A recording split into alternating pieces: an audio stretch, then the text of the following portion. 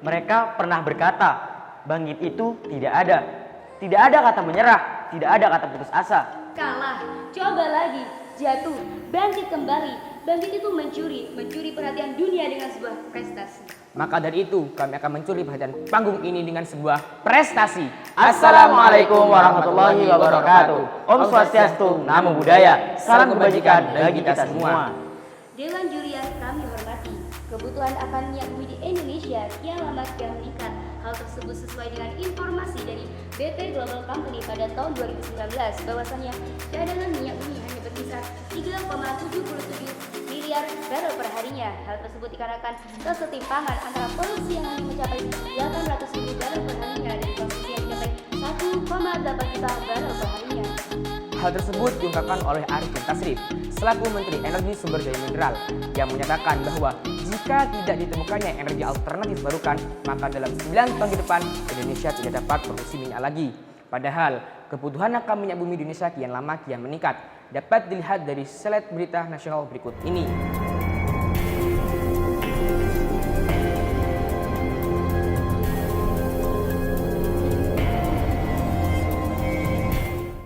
Tidak hanya berhenti pada permasalahan minyak bumi saja, namun di Indonesia masih banyak sekali permasalahan yang harus ditangani oleh pemerintah. Salah satunya adalah permasalahan pertambangan minyak bumi. Pertambangan minyak bumi adalah salah satu masalah besar yang harus ditangani oleh pemerintah karena mengakibatkan kerusakan dan pencemaran lingkungan yang dapat dilihat dari slide berita nasional berikut ini. Di Indonesia sendiri saja, khususnya di Jambi, pertambangan minyak ilegal kian lama kian mengkhawatirkan. Karena tidak dapat memungkiri bahwa pertambangan minyak bumi adalah salah satu masalah besar yang harus ditangani oleh pemerintah karena mengakibatkan permasalahan baru terjadi. Oleh karena itu, pemerintah berinovasi untuk mencari solusi untuk mengatasi permasalahan tersebut. Kerusakan lingkungan tersebut juga berbanding lurus dengan adanya gas hasil pembakaran minyak bumi yang merupakan akar utama dari polusi udara dikarenakan adanya zat berbahaya seperti CO, NOx, UHC, dan unsur seperti timbal serta ada gas CO2 yang merupakan gas efek rumah kaca yang menyebabkan pemanasan global atau global warming menurut Bambang Slisyo pada tahun 2009. Secara umum, pemerintah Indonesia telah memiliki agenda yang akan rampung pada tahun 2030 untuk mengatasi dua permasalahan besar yang ada di Indonesia, khususnya pada bidang lingkungan dan juga energi terbarukan, yang dapat dikerucutkan pada program pemerintah yaitu Sustainable Development Goals atau bisa disingkat dengan SDGs ke-7 yang bertujuan untuk mencapai energi yang bersih dan terjangkau. Selain itu, pemerintah Indonesia juga membuat program-program lain yaitu SDGs Goals ke-15 yang bertujuan untuk melindungi ekosistem darat dari pencemaran lingkungan. Namun sayang sekali Dewan Juri, program SDGs di Indonesia belum terimplementasikan secara sempurna dikarenakan cadangan minyak bumi yang kian lama kian menurun dan polusi udara yang kian lama kian memburuk. Dewan juri yang kami hormati, dari berbagai pernyataan di atas timbullah sebuah pertanyaan. Apakah yang menyebabkan ini semua terjadi, Dewan Juri? Apakah di sini ada sebuah konspirasi? Tentu saja tidak, bukan? Di sini kami tidak membahas sebuah konspirasi, tapi di sini kami membahas sebuah solusi. Maka dari itu, kami dari MA Unggulan Nuri Jember Bersama saya Muhammad Tamadin Rahman dan saya Muhammad Azhar Zaki Dausat Dan saya Silatul Alifil Aimah dengan bangga mempersembahkan sebuah Solusi Bipa Nasdem. Potensi efektivitas penanaman batang pisang pada bioetanol limbah daun nanas terhadap peningkatan kadar etanol. Dewan juri yang saya hormati, mengapa harus bioetanol, Dewan Juri? Ya, karena bioetanol adalah sebuah bahan bakar nabati yang berasal dari tumbuhan maupun limbah yang dapat mengurangi kadar CO2 di dalam udara sebesar 18% menurut Anonim pada tahun 2007. Salah satu bahan yang dapat dijadikan bioetanol adalah daun nanas.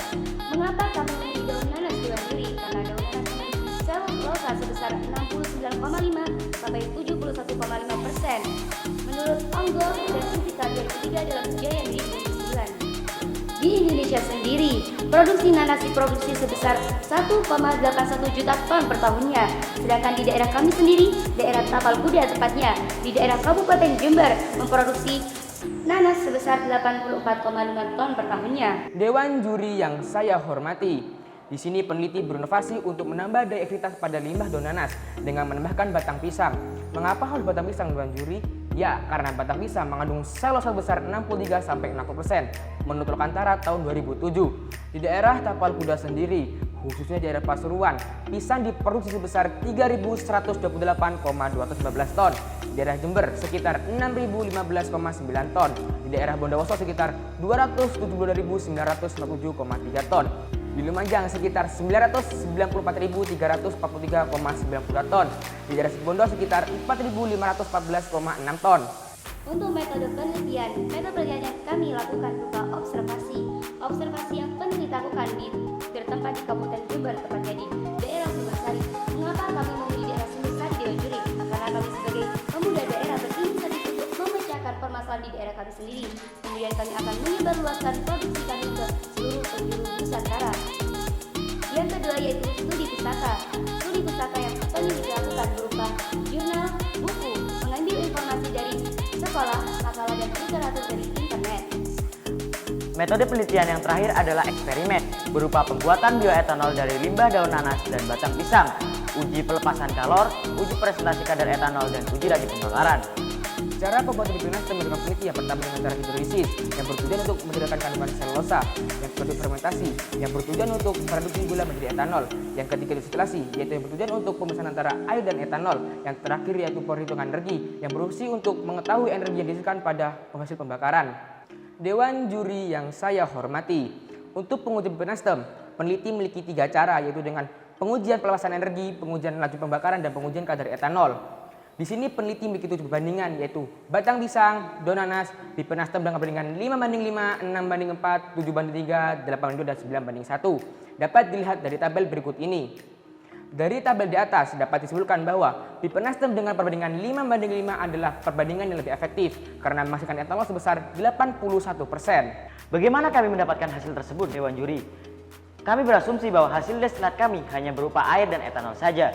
Kemudian kami menggunakan rumus hubungan antara massa dan massa jenis air yang menghasilkan massa campuran sama dengan Rho 1 dikali volume 1 ditambah Rho 2 dikali volume 2 dengan massa campuran sebesar 83 gram untuk produk bipinastem dengan perbandingan 5:5 dan menghasilkan volume etanol sebesar 81%. Dan yang kedua adalah pengujian pelepasan kalor dan dapat dilihat dari tabel berikut ini. Kami menggunakan kontrol massa air sebesar 450 gram dan suhu awal air sebesar 30 derajat Celcius. Dapat disimpulkan bahwa produk bipinastem dengan perbandingan 5:5 adalah produk yang paling efektif karena menghasilkan energi sebesar 2,457 kJ per gram. Untuk mendapatkan hasil tersebut, peneliti menggunakan rumus Q sama dengan massa dikali kalor jenis air dikali delta T dengan massa sebesar 450 gram dan kalor jenis air sebesar 4,2 kJ per gram dan delta T sebesar 65 derajat Celcius yang menghasilkan energi sebesar 2,457 kJ per gram. Pengujian yang nomor 3 ialah laju pembakaran. Dalam tabel tersebut terdapat 7 perbandingan. Perbandingan 5:5 merupakan perbandingan yang paling tepat karena menghasilkan laju pembakaran sebesar 0,0307 gram per detiknya. Laju pembakaran tersebut didapat dari rumusan massa bioetanol terbakar dibagi waktu pembakaran yang merupakan massa bioetanol terbakar sebesar 50 gram dan waktu pembakaran 1626 dan menghasilkan laju pembakaran sebesar 0,0307 gram per detiknya. Untuk warna api, perbandingan 5:5 menghasilkan merah sedikit muda dan tidak menghasilkan asap hitam. Kemudian percobaan yang kedua dengan indikator kertas putih ini Dengan membakar tisu berikut.